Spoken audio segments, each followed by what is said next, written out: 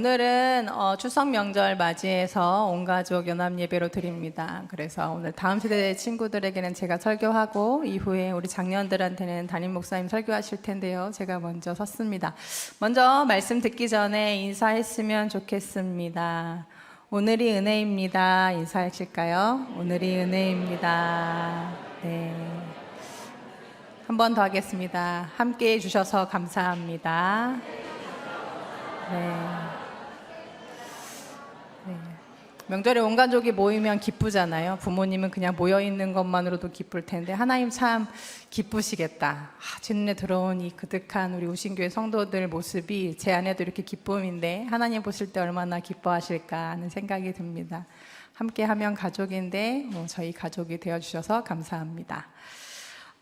우리 우신교회 사무실은 오류동에 있는 아파트 상가 3층 건물에 있습니다. 그래서 3층 건물 1층에는 작은 베이커리 카페가 하나 있는데 오류동의 맛집이에요. 아임버터라는 작은 카페가 있어요. 그래서 이제 가끔씩 들러서 커피도 사 마시고 이제 빵도 사 먹고 하는데 어느 날은 카페에 들어갔더니 카페에 이제 요런 게 있는 거예요. 네, 일회용 컵에 이제 요런 게 담겨 있어요. 우리 친구들 이게 뭔지 알겠나요? 아는 친구 한번 손 들어 볼까요? 처음 보는 건가요? 네, 뭘까요? 씨예요, 씨. 무슨 씨일까요? 다일이 알겠어요? 오, 네. 오, 네. 아보카도 씨란, 맞아요. 아보카도 씨입니다. 목사님도 아보카도를 좋아해가지고 많이 사 먹어 봤는데, 씨를 저렇게 해서 키우는 건 처음 봤어요. 아보카도 씨를 이제 아보카도를 반으로 잘라서 씨를 꺼내 보면 꼭 무슨 골프공처럼 생겼어요. 되게 크고 동그랗고 단단하고 무거워요. 그래 진짜 여기서 무슨 싹이 나올까 싶은데 그 사장님도 어디선가 보셨다는 거예요. 저걸 저렇게 해가지고 물에 담가 놓으면 저기서 뿌리가 나오고 이제 싹이 나온다 이런 걸 보시고는 자기도 한번 해보시겠노라고 이제 2개의 화분을 만들어 놓은 거예요. 근데 솔직히 저기서 뭐가 나올까? 목사님은 안 믿었어요. 그런데 한 달 뒤쯤에 이제 다시 카페를 찾았어요. 카페를 찾았는데 웬일일까요? 띄워주세요, 사진. 와, 진짜 그 한 화분에서 저렇게 그 동그란 그 단단한 씨에서 뿌리가 나오고 싹이 나와 있는 거예요. 그 뒤로 이렇게 카페를 찾을 때마다 이 아이가 이제 무럭무럭 자라는데 와, 정말 이 생명의 신비함 같은 것들을 이제 느낄 수 있었어요. 저거를 이제 땅에다가 가져다가 이제 심으면 이제 몇십 년이 지나서 아보카도 나무가 되고 아보카도 나무가 되고 거기서 이제 열매가 맺히는 거예요. 저렇게 이제 생겼대요. 오늘 말씀에는 지지난주부터 계속해서 부활에 대한 이야기들을 전하고 있습니다. 우리 키즈놀이 친구들에게 가서는 어떤 말씀을 전했냐?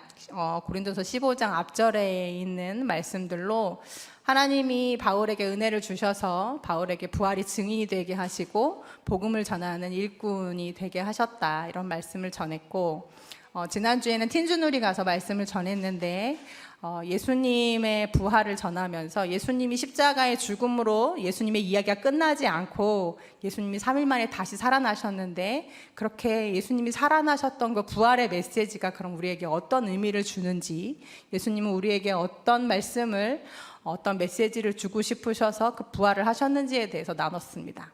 그리고 오늘은 마지막 시간으로 그렇다면 부활의 첫 열매가 되신 그 예수님처럼 우리도 언젠가는 다시 부활을 맞이하게 될 텐데 그럼 우리는 어떤 모습으로 부활을 하게 되는지 그 부활의 소망을 가지고 사는 사람들로서 이 땅에서 어떤 삶의 자세를 가지고 살아야 하는지 이 부분에 대해서 오늘 나누어 보려고 합니다. 우리 친구들 이런 질문 해본 적 있을까요? 사람들이 만약 부활을 하게 된다면 어떤 모습으로 부활하게 될까? 왜냐하면 사람마다 죽는 시점이 다 다르잖아요. 안타깝게도 어떤 친구들은 어릴 때 죽음을 맞이하게 되는 친구도 있고, 젊을 때 죽음을 맞이하는 사람들도 있고, 또 어떤 분들은 수명을 다하고 나이가 들어서 하나님의 부르심을 받는 사람들도 있습니다. 그렇다면 어떤 모습으로 과연 우리가 부활을 하게 될까라는 질문인 거죠. 그래서 저 어젯밤에 이제 설교를 준비하다가 저희 아이들에게 먼저 물어봤어요. 둘째, 셋째에게 물어봤는데, 먼저 셋째, 저희 집 막내는 부활을 하게 된다면 죽을 때의 모습 그대로 부활할 것 같다, 이렇게 얘기를 하더니 잠깐 있다가 아니다, 그러면 아픈 모습으로 부활을 하게 되니까, 왜냐하면 이제 아파서 죽는 사람들이 많잖아요. 그럼 안 되겠대요. 그래서 죽을 때 모습 그대로 부활하긴 하지만 건강 상태는 건강할 때, 완전히 건강할 때의 모습으로 상태를 가지고 부활하게 될 것 같다, 이제 이런 얘기를 하는 거예요. 그래서 이제 다시 물어봤어요. 그럼 혜민아, 그러면 아기 때 죽음을 맞이한 사람은 아기 그 모습 그대로 있고, 또 젊을 때 그렇게 해서 죽음을 맞이한 사람은 젊은 모습 그대로 하늘 나라에서 살게 되는 거야? 이제 이렇게 얘기했더니 아니래요. 하늘에서도 나이를 먹는데요. 그래서 이제 그랬죠. 그러면 하늘나라에서는 맨 마지막에는 이렇게 노인분들이 가득 모여있는 시니어 타운이 되는 거냐, 뭐 이런 얘기들을 하면서 이제 얘기를 마쳤고, 둘째에게 다시 물어봤어요. 둘째에게. 근데 둘째한테 물어봤더니 둘째는 고등학생답게 조금 더 깊이 있는 대답을 하던데, 둘째는 이렇게 대답하는 거예요. 엄마, 우리가 이 세상을 살아갈 때 가장 행복했을 때의 모습으로 부활하지 않을까? 그래서 너는 그때가 언제니? 5살 때요. 그래가지고 왜? 그랬더니 그때는 아무 근심 걱정이 없었어요. 이제 이러면서 한국에 있는 고등학생들의 비애를 느낄 수 있는 대목이었죠. 그러면 넌 5살 때 모습 그대로 사는 거야? 그랬더니 아니래요. 하늘나라에서는 불가능이 없기 때문에 내 마음대로 내 나이를 바꿀 수 있을 거래요. 뭐 5살, 뭐 20살 막 이렇게. 우리 친구들은 이 둘 중에 누구 답이 맞는 것 같은가요? 혹시 다른 답을 가지고 있는 친구들 있을까요? 아니면 우리 성도님들은 또 어떻게 생각하십니까? 아마 그 고린도 교회도 마찬가지였던 것 같습니다. 사람이 죽으면 이 몸은 썩게 돼 있습니다. 몸은 없어지게 돼 있어요. 그런데 이제 부활이 있다고 하니까 그 부활도 못 믿길 뿐더러, 그러면 이 썩어진 몸, 없어진 몸이 다시 부활할 때는 어떤 몸을 입고 대체 부활하는 거지? 라는 질문이 생겨서 이제 바울에게 그런 질문을 이제 오늘 말씀에 보면 하게 됩니다. 그때 바울이 준 대답은 이것이었어요. 36절에서 38절 말씀인데요. 제가 읽겠습니다. 한번 잘 보세요. 어리석은 사람이여, 그대가 뿌리는 씨는 죽지 않고서는 살아나지 못합니다. 그리고 그대가 뿌리는 것은 장차 생겨날 몸 그 자체가 아닙니다. 밀이든지 그 밖에 어떤 곡식이든지 다만 씨앗을 뿌리는 것입니다. 그러나 하나님께서는 원하시는 대로 그 씨앗에 몸을 주시고 그 하나하나의 씨앗에 각기 고유한 몸을 주십니다 라고 답을 하고 있어요. 그리고 연이어서 고린도전서 15장 43절 44절 그리고 51절 52절에 또 계속해서 말씀을 하고 있는데, 우리 같이 읽어볼까요? 고린도전서 15장 43절 44절 우리 친구들만 있습니다. 시작. 비천한 것으로 심는데 영광스러운 것으로 살아납니다. 약한 것으로 심는데 강한 것으로 살아납니다. 자연적인 몸으로 심는데 신령한 몸으로 살아납니다. 자연적인 몸이 있으면 신령한 몸도 있습니다. 고린도전서 15장 51절 52절 말씀 우리 성도님들 읽겠습니다. 시작. 보십시오, 내가 여러분에게 비밀을 하나 말씀드리겠습니다. 우리가 다 잠들 것이 아니라 다 변화될 터인데, 마지막 나팔이 울릴 때에 눈 깜빡할 사이에 호련히 그렇게 될 것입니다. 나팔 소리가 나면 죽은 사람은 썩어 없어지지 않을 몸으로 살아나고 우리는 변화할 것입니다. 아멘. 바울은 그 부활 이후에 그 우리의 모습을 씨의 비유에 이제 빗대어서 설명해 주고 있어요. 예수님도 부활하신 이후에는 전혀 다른 모습을 가지고 부활하셨잖아요. 예수님의 이전의 모습이 아니라 다른 모습으로 부활하셨기 때문에 부활 이후에 예수님을 맞는 사람들은 예수님을 알아보지 못합니다.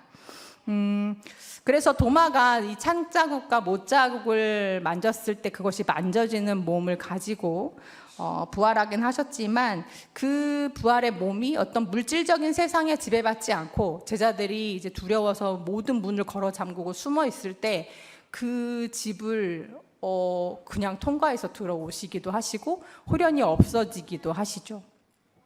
그리고 이런 부활체의 새로운 모습으로 신령한 몸으로 부활하긴 하셨지만 그럼에도 불구하고 공통점이 하나 있는데, 공통점은 부활하신 예수님을 만났던 모든 제자들, 막달라 마리아나 엠마로 가는 두 제자 역시 예수님을 못 알아봤다는 데 있어요. 그렇지만 그분이 예수님이 아닌 건 아니었습니다. 살아계셨을 때에 모든 기억을 가지고 계셨고 제자들을 사랑하셨던 그 마음을 가지고 또 그 사랑의 징표인 못자국과 창자국을 가지고 부활하셨다는 거예요. 이것이 무엇을 뜻하냐라면 부활 이후에 우리의 모습은 이 아보카도 씨가 변해서 전혀 상상하지도 못할 다른 모습으로 새로운 존재로 태어나고 변화된 것처럼 우리의 모습은 지금과는 전혀 다른 새로운 어떤 신령한 모습으로 변화되게 될 것이라는 거예요. 하지만 아보카도 나무가 전혀 생뚱맞은 다른 어떤 고구마나 뭐 포도나 뭐 복숭아나 이런 걸로 변한 게 아닌 것처럼 아보카도 나무는 이후에 아보카도 열매를 맺는 것처럼 우리가 가진 기억들, 우리가 가진 속성들, 그리고 우리가 이 땅에서 가지고 살았던 생각들, 마음들, 이런 것들이 부활 이후에도 고스란히 그 안에 존재할 것이라는 것입니다. 저마다 그 사람이 가진 어떤 독특한 무엇이 있잖아요. 그 나의 나됨으로 부활하게 될 거라는 거예요. 갈라디아서 6장 7절 하반절 말씀, 그리고 8절 말씀, 15절 말씀에서 바울 선생님이 다음과 같이 말씀하고 있습니다. 같이 읽겠습니다. 시작. 사람은 무엇을 심든지 심은 대로 거둘 것입니다. 자기 육체에다 심는 사람은 육체에서 썩을 것을 거두고 성령에다 심는 사람은 성령에게서 영생을 거둘 것입니다.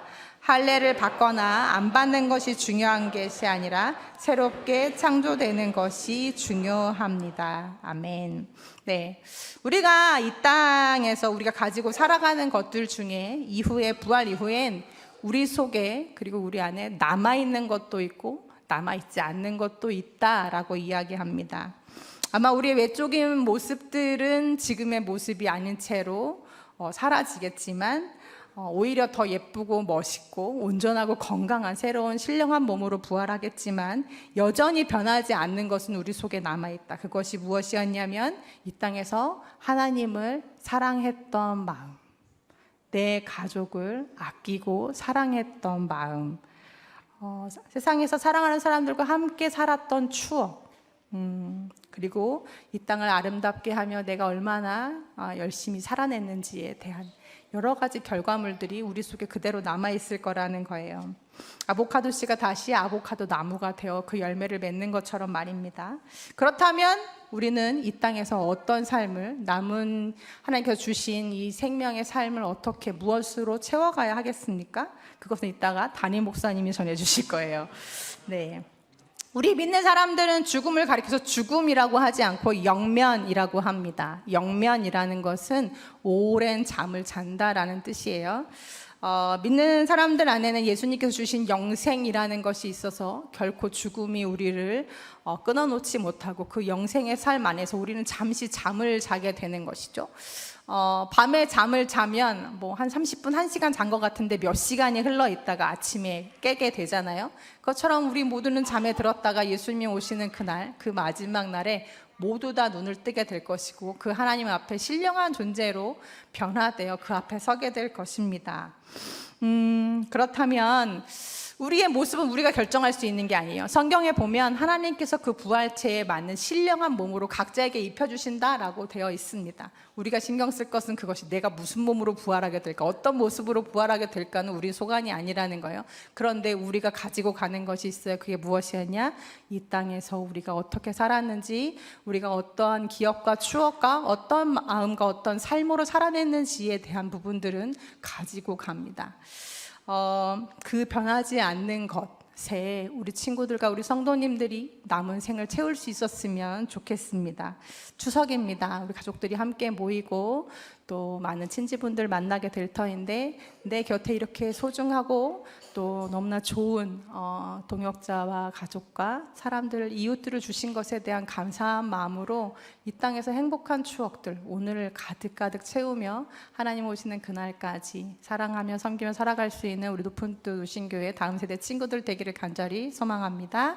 아멘. 같이 기도하겠습니다. 하나님, 부활의 때에 변화되는 것과 변화되지 않는 것이 있다고 하셨습니다. 하나님, 삶의 내용이 좋아야겠습니다. 없어질 것에, 멈춰질 것에, 사라질 것에 집중하며 살기보다 저 하늘에서도 계속 가지고 살아가게 될 것들에 마음을 쏟으면서 이 땅에서 더욱 하나님 사랑하고 사람을 사랑하고 행복하고 아름다운 추억과 관계들을 만들며 살아갈 수 있는 우리 높은 우신교회 다음 세대 친구들이 다 될 수 있도록 도와주세요. 예수님 이름으로 기도합니다. 아멘. 네, 우리 옆에 분과 한 번 더 인사하겠습니다. 집중력을 잃지 마라. 이렇게.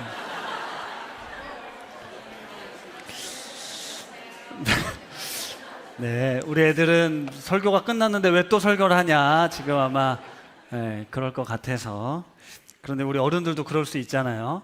다 들었는데 뭘 또 얘기를 하시냐 그럴 수 있는데, 말씀드린 것처럼 아보카도 이야기를 잘 들었고 부활 이후에 나는 어떤 모습으로 다시 만나게 될 것인가를 한번 상상해 보시면 좋겠습니다.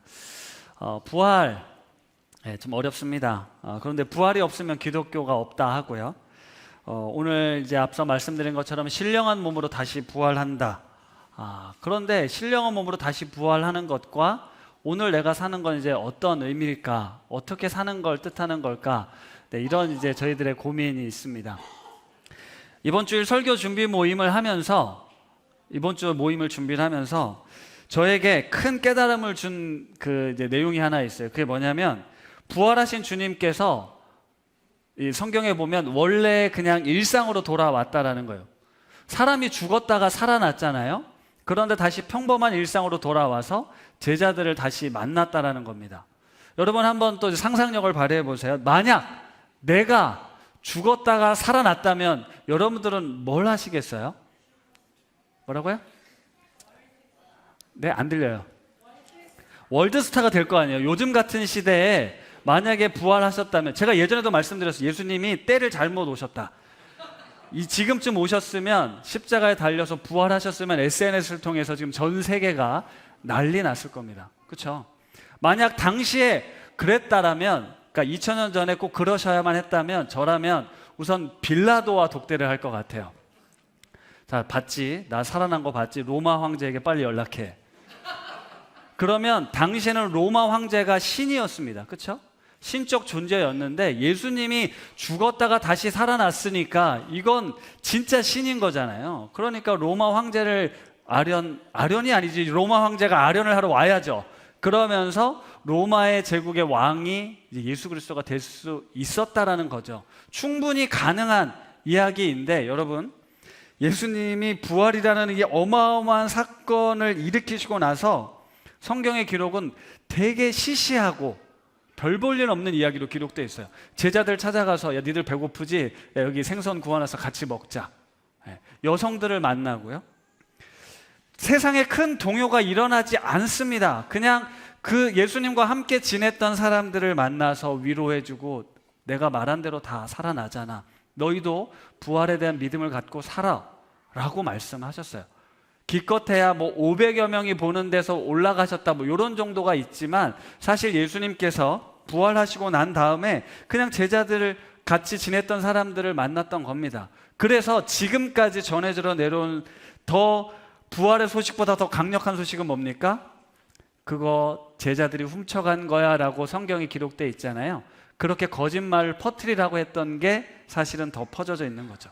그러니까 사람들 입장에선 부활하신 주님이 만약에 로마 황제처럼 나타났다면 혹 믿어볼 수 있겠지만, 그거 니들끼리 거짓말하고 있는 거 아니야 라고 치부해 버려도 보잘것없는 사람들, 가난한 사람들의 이야기가 얼마나 먹혔겠냐라는 겁니다. 저는 그게 이번에 되게 인상 깊었어요. 성경은 부활하신 주님을 다시 만난 제자들에 대한 이야기, 그리고 사도행전은 그 이후의 행적들에 대한 이야기를 기록하고 있습니다. 다시 말하면 예수님이 부활하셨다는 사실은 온 세상에 알려져야 되는 사실이 맞지만 지금 예수님의 그 부활 사건의 관심의 초점은 바로 여러분들이라는 거예요. 이 부활의 소식을 들은 여러분들, 부활하신 예수 그리스도를 만난 여러분들의 삶, 예수님은 거기에 관심이 있었다는 거예요. 생각해 보십시오. 분명히 내 눈앞에서 죽으신 예수님이 다시 살아나서 내 삶에 오셨다. 그러면 그걸 알지 못하는 사람들은 전혀 상관없고 나는, 내 삶은 바뀌겠죠. 달라지겠죠. 부활을 경험한 제자들은 무엇이 달라졌냐? 그들의 세계관이 달라졌습니다. 세계관, 세상을 보는 눈이 달라졌어요. 아, 죽음이 끝이 아니구나. 죽어도 다시 살아날 수 있구나. 이걸 그들 눈으로 본 겁니다. 예수님이 다시 오셔서 우리를 심판할 것이구나. 이거 사실이구나. 우리가 영원토록 주님과 함께 살겠구나. 이거 사실이구나. 그런 세계관으로 나와 이 세상을 바라보게 되었다는 거예요. 이 땅에서의 삶이 끝이 아니라 이게 지금 영원으로 이어지는 게 맞구나라는 걸 제자들은 부활하신 예수님을 만나서 확실하게 알게 됐다는 겁니다. 그러면서 그렇게 바뀐 세계관으로 그들의 삶은 이전과는 전혀 다른 삶을 살게 되죠. 그렇죠? 이전과는 전혀 다른 삶을 살게 됩니다. 뭐 더 부자가 됐다든지 뭐 지식이 많아졌다는 의미를 뜻하지 않아요. 그들의 삶의 가치와 목적과 의미가 완전히 달라졌다는 거예요. 자기 먹고 사는 문제 해결하기 위해서 삶을 살았던 제자들이 다른 이들을 위한 삶으로 바뀌었다는 겁니다. 자기 목숨을 어떻게 하면 지켜낼 것인가를 아둥바둥하며 살지 않고 나는 죽어도 다시 살아날 것이니 내가 받은 이 구원의 은혜, 예수 그리스도의 사랑을 증거하는 삶을 살아야겠구나. 그렇게 주님의 증인되는 삶을 살게 되었다라는 겁니다. 그런데 여러분, 복음을 증거하는 제자들이 어떻게 했을 것 같으세요? 이방 사람들, 하나님을 알지 못하는 사람들한테 가서 예수님이 십자가에 달려 죽으셨어. 그리고 부활하셨어. 보지 못한 사람들, 그걸 경험해 보지 못한 사람들에게 그렇게 말을 하면 그래? 죽은 사람이 살아났다라고 믿으실 수 있어요? 그게 믿어지세요? 전혀 모르는 사람이 와서 저기 예수님이 너의 죄를 위해 죽으셨고 다시 살아나셨어. 그걸 믿기만 하면 너도 구원받을 수 있어 라고 하면 아 그래? 그걸 왜 이제 알려줘? 라고 하시겠습니까? 이런 미친놈을 봤나? 그게 무슨 말도 안 되는 얘기를 하고 있어? 라고 생각할 거라는 거예요. 제자들은 그걸 감수하고 그 복음을 전했을 텐데요, 그 복음을 말만이 아니라 자신들의 목숨을 내어주는 삶을 통해 그들을 향한 사랑을 통해서 이 복음이 전해졌을 거라는 겁니다. 잘 생각해 보시기 바랍니다. 부활하신 주님을 만난 제자들이 어떻게 살았을까? 요한복음 13장 1절 말씀입니다. 우리 이 말씀을 같이 한번 읽어볼게요. 시작.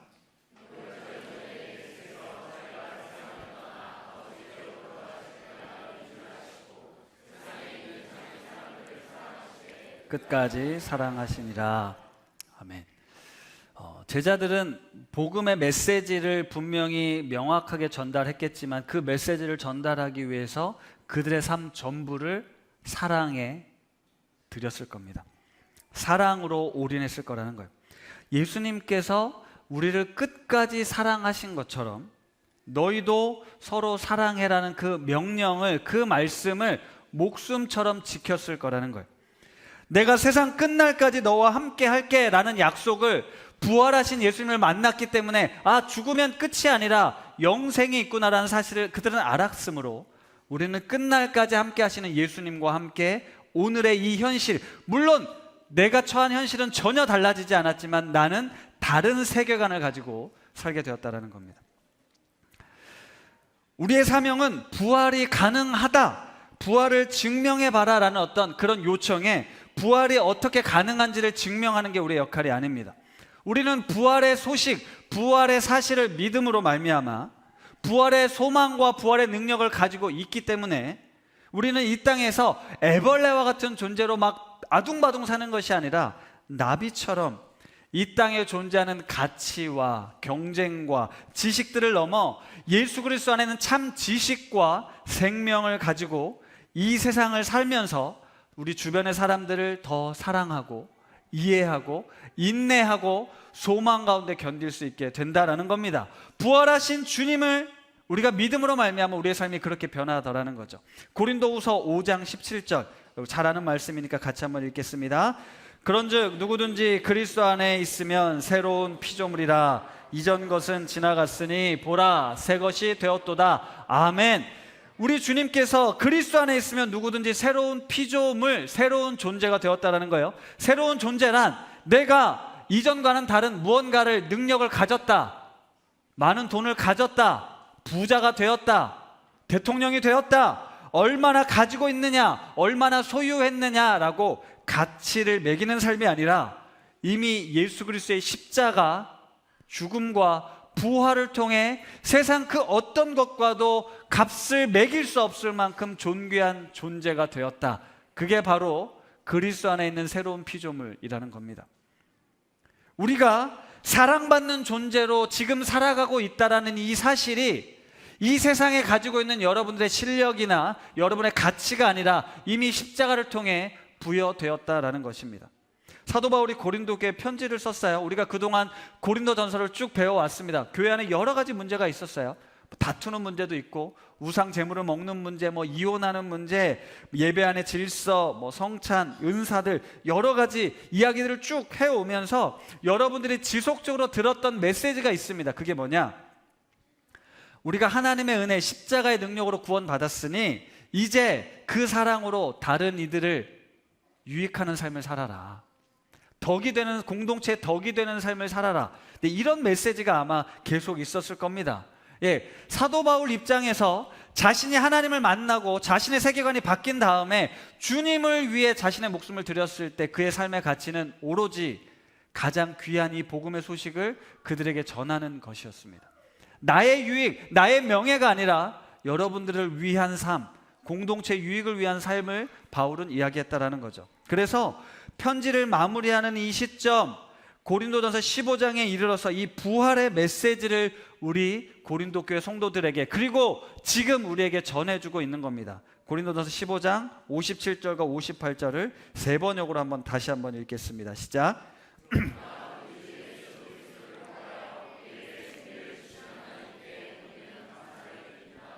그러므로 나의 사랑하는 형제 자매 여러분, 굳게 서서 흔들리지 말고 주님의 일을 더욱 많이 하십시오. 여러분이 아는 대로 여러분의 수고가 주님 안에서 헛되지 않습니다. 아멘. 예수님을 통해 우리에게 승리를 주신 하나님께 감사하십시오. 그러므로 여러분, 굳게 서서 흔들리지 마시고, 믿음에 굳게 서서 흔들리지 마시고 주님의 일을 더욱 많이 하십시오. 결코 헛되지 않을 겁니다 라고 말씀하십니다. 근데 이게 자칫 오해해서 주님의 일이 뭐야? 주님의 일이 뭡니까? 찬양팀 봉사하는 거예요? 교회 봉사하는 거 주님의 일이 맞죠? 근데 그것만이 주님의 일입니까? 사도 바울이 고린도 교회 성도들에게 주님의 일이 뭐냐, 주님이 원하시는 삶이 뭐냐라고 분명히 가르쳐 주었잖아요. 그 삶을 잘 생각해 보면요, 저는 이렇게 정리할 수 있을 것 같아요. 우선 인간 사이에 있었던 여러 구분과 경계를 허문 것 같습니다. 유대인과 이방인이 하나가 되고요, 남자와 여자의 차별된 문화를 넘어섰습니다. 종과 주인의 사회 구조적 질서를 변혁시켰어요. 그리고 여기 있는 우리 모두가 그리스도 안에서 한 몸, 한 지체됨을 말씀하십니다. 더 연약한 지체가 더 귀하다, 세상적 논리와는 다른 그런 말씀을 들려주셨어요. 방언을 함으로써 나의 신비한 능력을 자랑하는 거 이제 그만하고 예언을 하려고 해라. 누군가에게 유익이 되고 누군가에게 도움이 되는 삶을 살아라. 사랑이 없으면 아무 소용없다. 사랑이 없으면 네가 아무리 잘나도 아무 소용없어 라고 바울은 이야기한 거예요. 주님의 일은 우리 모두가 사랑 가운데서 함께 어우러져 한 몸, 한 지체를, 한 공동체를 이루어가는 것이라는 겁니다. 주님의 일은. 그래서 사랑하는 우신 가족들에게 이걸 제안해보고 싶어요. 부활, 우리가 앞에서 나는 도대체 어떤 몸으로 부활하지? 어떤 신령한 몸으로 부활할까를 생각만 하지 마시고 지금 옆에 분을 한번 보십시오. 얘는 어떻게 부활할까? 얘는 어떻게 부활할까? 얘도 부활해서 나랑 같이 지낼 건데, 이 친구도 부활해서 영생을 나랑 같이 살 건데, 뭐 느껴지시는 게 없으세요? 죄송한 말씀이지만 지금 혹시 원수 같은 관계가 있어도 이분도 부활할 거예요. 같이 지낼 거예요. 여러분 그런 생각 여러 가지 상상할 수 있는데, 부활하면 전혀 새로운 사람을 만날 것 같습니까? 제가 이제 이런 생각이 들더라고요. 이전과는 전혀 다른 사람을 만날까? 아니면 그냥 기존에 만났던 사람들 아는 사람하고 살까? 네, 사실 답은 없습니다. 그런데 나만 부활하는 게 아니고 옆에 사람도 부활한다고 생각해 보면, 만약에 심판의 부활이 있으니까 이 사람 주님을 향한 안타까운 마음으로 여기 심판의 부활하면 안 되지라는 마음으로 다가갈 거고요. 생명의 부활로 만날 거라면 이제 좀 이 별것도 아닌 거 가지고 이제 그만 싸우자, 좀 사랑하자, 용서하자, 이렇게 될 거라는 거예요. 이게 부활이라는 생각을 하게 되면 지금 우리 지체들을 어떻게 관계를 맺을까가 생각난다는 거죠. 그래서 만약에 이 땅에서 사는 모습을 그대로 간다라고 하면, 저는 거기서도 목사고 여러분들은 성도입니다. 억울하신가요? 누구는 사장이고 누구는 여전히 근로자입니다. 나는 부모고 너는 계속 내 자녀야. 우리 애들이 억울할 수도 있을 거 아니에요? 그러니까 이런 구별과 차별이 존재하지 않을 겁니다. 분명 존재하지 않을 거예요. 따라서 내가 지금 여기서 사장이라고 직원을 함부로 한다, 목사라고 성도를 함부로 대한다, 나중에 어떻게 될지 모른다라고 생각해 보면 우리의 삶의 태도와 자세가 당연히 달라지게 된다는 거죠. 혹 성경에 이런 이야기를 오해하시면 안 돼요. 어린아이와 같은 자가 천국에서 큰 자가 된다라고 생각하고, 내가 이 땅에서 비록 그런 존재지만 뭔가 나중된 자지만 나 결국 나중에 먼저 될 거야. 만약에 우리가 천국에서 더 높은 자리, 남들보다 더 높은 자리에 올라가려고 이 땅에서 희생하고 헌신하고 노력하면, 내가 비록 이 땅에서 이런 대접을 받지만 나 천국 가서 나중된 자가 먼저 될 거야. 어린아이처럼 취급받지만 나 큰 사람으로 대접받을 거야. 이런 마음으로 우리가 이 땅을 살아서도 안 된다라는 겁니다. 순교자는 가장 큰 상급을 받고 배신자는 볼품없는 삶을 사는 것, 그렇게 여전히 천국에서도 구별이 있고 차별이 있고 계급이 있다. 그건 결코 천국이 될 수 없죠. 따라서 부활을 산다라는 것은 부활이 있을 것을 생각하고 그저 이 땅에서 내가 지금 비록 고통스럽고 괴롭지만 조금만 참자, 견디자, 이런 것만을 뜻하지 않습니다. 부활하고 영생을 남보다 나은 삶을 살려고 열심히 신앙생활하는 것도 아니라는 거예요. 그저 주어진 내 역할과 내 자리에서 하나님을 사랑하는 건 어떤 것이고 이웃을 사랑하는 삶은 어떤 것이냐, 이 삶, 하나님께서 말씀하셨던 주의 일에 힘쓰는 삶을 사는 겁니다. 지금 이 땅에서 주어진 역할과 지위와 상관없이 우리는 부활할 그때 신령한 몸으로 다시 만날 것이기 때문에 하나님을 믿는 믿음으로 말씀에 순종하며 감사함으로 살아가는 거예요. 그러면서 이 순종의 삶에 빼놓을 수 없는 것이 바로 저와 여러분들의 삶을 향유하고 감탄하는 것이 포함됩니다. 전도서 9장 7절에서 10절에 이런 말씀이 있어요. 제가 읽어드릴게요. 지금은 하나님이 내가 하는 일을 좋게 보아주시니 너는 가서 즐거이 음식을 먹고 기쁜 마음으로 포도주를 마셔라. 너는 언제나 옷을 깨끗하게 입고 머리에는 기름을 발라라. 너의 헛된 모든 날, 하나님이 세상에서 너에게 주신 덧없는 모든 날에 너는 너의 사랑하는 아내와 더불어 즐거움을 누려라. 그것은 내가 사는 동안에 세상에서 애쓴 수고로 받는 몫이다. 내가 어떤 일을 하든지 내 힘을 다해서 하여라. 내가 들어갈 무덤 속에는 일도 계획도 지식도 지혜도 없다. 라는 전도자의 말씀이 있습니다. 이건 우리의 삶을 그때 그 시기에 향유해라라는 말씀이에요. 오늘 명절이잖아요. 물론 이 자리가 꽉 찼지만 사실 많은 분들은 이제 고향을 가시고 뭐 여행도 가셨을 겁니다. 우리가 아니고요. 저의 예전 신앙으로는 도저히 용납할 수 없는 일이죠. 주일을 성수하지 않고 어디 놀러 가냐. 우리는 주의 일 하면 주일 성수, 11조, 어떤 율법적 사고에 갇혀 있습니다. 하지만 주의 일은 이 땅을 살아가는 우리 모두가 그리스도 안에서 누리는 참된 생명과 기쁨을 맛보고 누리는 거예요. 따라서 우리에게 주어진 시간과 어떤 상황 속에 맞추어서 우리가 할 수 있는 최선의 노력을 가지고 나에게 맡겨주신 사람들을 사랑하고 그들과 함께하는 겁니다. 주의 일에 힘써서 이 땅에서의 고통스러운 삶을 곧 끝내고 나 천국에서 영원히 행복하게 살 거야. 그거 맞지만 여기에서도 행복하게 여러분들에게 주어진 삶을 향유하실 수 있어야 된다는 거죠. 그게 하나님이 원하시는 모습이라니까요. 그게 하나님이 원하시는 모습이에요. 그런데 종말주의 사상에 빠진 사람들은 뭐합니까? 삶의 모든 걸 다 팽개치고 여기 가서 주님이 기뻐하시는 그 일에 매달리잖아요. 우리 주님이 원하시는 건 금욕과 희생과 헌신만을 요구하시는 분이 아니라 너에게 주어진 역할, 학생이면 학생, 직장이면 직장인 열심히 일하고 돈 벌고 공부하고, 그러나 지금 너에게 붙여준 소중한 시간에 너와 함께하는 사람들, 사랑하는 이들과 함께 삶을 누릴 수 있어야 된다. 즐길 수 있어야 된다. 먹고 마시고 즐겨라. 분명 이렇게 하나님의 말씀하고 있잖아요. 그리고 이게 비단 인간과 인간만의 관계를 뜻하지 않습니다. 모든 피조 세계가 탄식하고 있는 이때에 하나님의 창조 세계가 다시 회복될 그날을 소망하며 우리는 이 땅의 모든 피조물들을 아끼고 사랑해야 하는 것이죠. 우리의 삶의 인식과 태도가 결국 부활을 확실하는 사람들에게 다시 신령한 몸으로 태어나서 우리가 영원토록 함께할 것이라는 그 믿음이 오늘 이 땅을 살아가는 우리의 세계관과 우리의 태도와 가치를 완전히 바꿔놓고 다시 하나님 나라를 소망하게 된다는 겁니다. 하나님이 말씀하신 그 하나님의 나라, 샬롬의 나라, 모든 것이 질서와 조화를 이루는 그 아름다운 나라를 우리는 소망하며 확신 가운데 오늘 이 땅에서 살아가게 된다는 거죠. 우리가 소망하는 하나님 나라, 우리가 기대하는 나라가 부활의 소망 덕분에 오늘 우리에게 이루어지는 것입니다.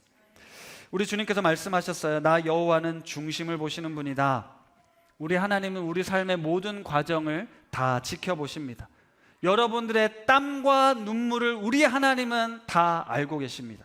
여러분의 수고와 헌신과 희생을 우리 주님은 알아주십니다. 하지만 우리가 아무리 희생하고 우리가 아무리 땀 흘려도 이 땅에서의 삶은 만족할 만한 결과가 나오지 않을 때가 있습니다. 내가 이렇게 열심히 공부했는데 원하는 결과가 나오지 않을 수 있습니다.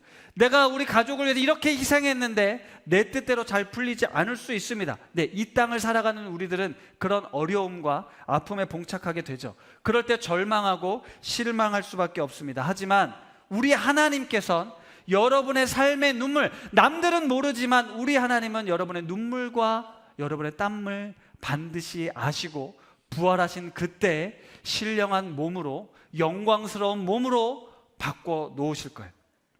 그래서 우리는 이 땅에서 이 부활의 믿음을 가지고 예수님이 말씀하셨던 그 산상수훈의 가르침, 말도 안 되는, 인간이 어떻게 그럴 수 있냐, 어리석다, 바보 같아, 미련해 보일지라도 가난한 자가 복이 있습니다. 애통하는 자가 복이 있습니다. 원수를 사랑하는 가르침에 나는 원수를 사랑하겠습니다. 그 말씀에 순종할 수 있는 삶은 부활을 확신 가운데 믿음으로 받아들이는 삶에게서, 사람들에게선 나타날 수 있다는 거죠.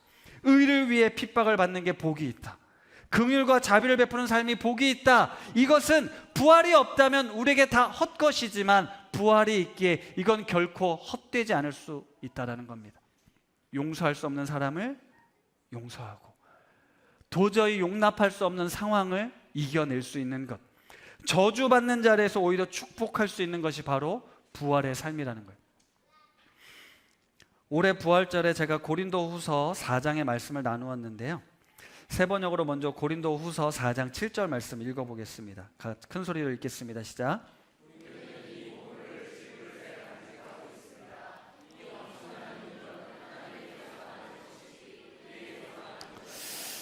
아멘. 우리가 보물을 가졌습니다. 그 보물은 예수 그리스도이십니다.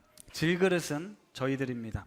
보잘것없는 질그릇과 같은 우리들 안에 예수 그리스도가 있으므로 우리는 엄청난 능력을 소유한 존재가 되었습니다. 나에게 있지 않습니다. 나의 지식에, 나의 능력에 있지 않습니다. 질그릇과 같은 나에게 예수 그리스도가 있으므로 엄청난 능력이 나에게 있는 것입니다. 그래서 어떻게 사냐? 8절과 9절입니다. 같이 한번 읽겠습니다. 시작. 우리는 사방으로 죄어들어도 움츠러들지 않으며 답답한 일을 당해도 낙심하지 않으며 박해를 당해도 버림받지 않으며 거꾸러뜨림을 당해도 망하지 않습니다. 왜요? 여러분 안에 예수 그리스도가 있기 때문에, 부활의 생명이신 예수 그리스도가 있기 때문에, 사망 권세를 이기신 예수 그리스도가 있기 때문에 지금 사방으로 나를 죄어 들어도, 답답한 일을 당해도 낙심치 않고, 거꾸러뜨림을 당해도 망하지 않는다. 왜요? 예수 그리스도가 있기 때문에 그렇다라는 거예요. 여러 고난과 질병과 아픔이 우리를 집어삼키는 것 같지만 우리는 부활하신 주님을 믿기에 우리의 삶도 이것으로 끝나지 않는다는 걸 믿습니다. 그러면서 바울이 계속해서 10절에서 11절 이렇게 이야기합니다. 같이 읽겠습니다.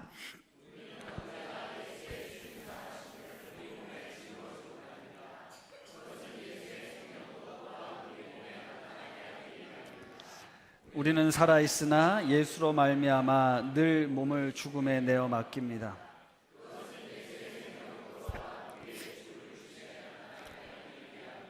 화면 계속 띄워주시고요. 그런 우리에게 예수의 죽임 당하심을 우리 몸에 짊어지고 다닌다라고 기록하고 있습니다. 11절에 보면 우리는 살아있으나 예수로 말미암아 늘 몸을 죽음에 내어 맡긴다라고 기록하고 있습니다. 무슨 말입니까? 이 땅을 살아가는 우리들, 육신을 입고 살아가는 우리들, 그런 우리 안에 예수의 죽음이 늘 우리 안에 있다라는 거예요. 예수의 죽음이 있으니까 걱정할 필요가 없습니다. 예수님은 죽음을 이기고 부활하셨으니까요. 하지만 예수의 죽음은 고통스러움입니다. 절망스러움이에요. 따라서 우리 삶, 내 삶과 이 공동체의 삶과 이 세상엔 고난도 아픔도 있다라는 겁니다. 그러나 우리 그리스도인들에게는 예수의 죽음이 내 안에 있지만 그것은 예수의 생명이 다시 드러나게 하기 위한 하나님의 부활의 앞선 행동이라는 거죠. 그런데 우리는 이 고난과 아픔이 너무 커서 하나님 너무한 거 아닙니까? 왜 이렇게 고난과 아픔을 주십니까? 그냥 부활하시고 그냥 아무 걱정 없이 살게 만드시지 왜 이 땅을 살아가면서 당신이 우리를 사랑하신다는데 왜 이 고난과 아픔을 짊어지게 다니게 하시냐라고 우리가 따질 수 있는데요. 이것이 우리의 어떤 존재의 어려움이라면, 죄로 말미암아 우리 삶 가운데 찾아온 고난이라면 우리는 이걸 받아들이고 예수의 죽음을 짊어지며 살면서도 부활의 능력이 내 안에 있으므로 다시 일어날 소망을 갖게 됩니다.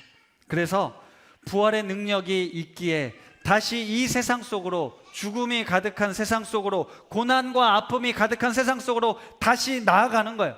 죽을 줄 알면서도, 고통당할 줄 알면서도 예수의 생명이 나를 통해 드러날 것을 믿기에 우리는 나아가는 겁니다. 그래서 14절, 15절 이렇게 말씀하시죠. 우리 같이 큰 목소리로 읽습니다. 주 예수를 살리신 분이 예수와 함께 우리도 살리시고 여러분과 함께 세워주시리라는 것을 우리는 알고 있습니다. 이 모든 일은 다 여러분을 위한 것입니다. 그리하여 하나님의 은혜가 점점 더 많은 사람에게 퍼져서 감사하는 마음이 넘치게 하고 하나님께 영광을 돌리게 하려는 것입니다. 아멘. 사랑하는 우신 가족 여러분, 이제 말씀을 마무리하겠습니다. 사는 게 어려우시죠? 아픈 일들도 많으실 겁니다. 남들에게 말 못할 고민이 있습니다. 우리 자녀들 때문에 참 많이 속상합니다. 왜 나만 이렇게 힘들까? 왜 내 인생은 이렇게 끝도 없는 고난의 연속일까? 이해할 수 없는 상황들과 괴로움들, 사람마다 다 있습니다. 그런데 그렇게 우리를 엄습해오는, 애워싸오는 그런 어려움과 고난이 있지만 질그릇과 같은 내 삶에 예수 그리스도라는 보배가 담겨 있습니다. 예수 그리스도는 하나님의 능력이십니다. 예수님을 다시 죽음에서 살리신 하나님의 능력, 부활의 능력을 말합니다. 따라서 우리는 이 부활의 능력으로 다시 살아날 겁니다. 그래서 지금 예수의 죽음을 우리 몸에 짊어지고 있지만 하나님께서는 예수의 생명 또한 우리 삶에 다시 나타낼 것입니다. 사방으로 우겨쌈을 당하고 답답한 일을 당하고 박해를 받고 거꾸러뜨림을 당하고 있는 우리 성도들 너무 많지만 홀로 일어설 수 없기에 우신 공동체가 믿음의 식구들이 함께하기를 원합니다. 우리가 말해줘야죠. 함께해야 합니다. 끝이 아니야. 죽지 않아. 우리에겐 부활의 능력이 있어. 예수의 생명이 우리 안에 있어. 그 생명이 다시 우리를 일으킬 거야 라고 나의 문제를 넘어서 우리 옆 지체들, 절망과 아픔의 시간을 살아가는 우리들에게 다시 부활의 능력으로 살려주는 삶, 다시 일으켜주는 삶, 다시 회복시켜주는 삶, 내 눈에 내가 경험하고 있는 고통과 아픔 끝이 없을 것 같아 라고 절망하는 이들에게 하나님은 너와 평생 영원토록 함께 하실 거야. 두려워 말자, 놀라지 말자, 우리 함께 다시 일어나 보자 라고 말씀할 수 있는 그런 공동체, 부활의 세계관을 가지고 나를 넘어 서로를 바라보며 함께 부활의 그날을 소망하는 우리 우신 공동체 되기를 간절히 소망합니다.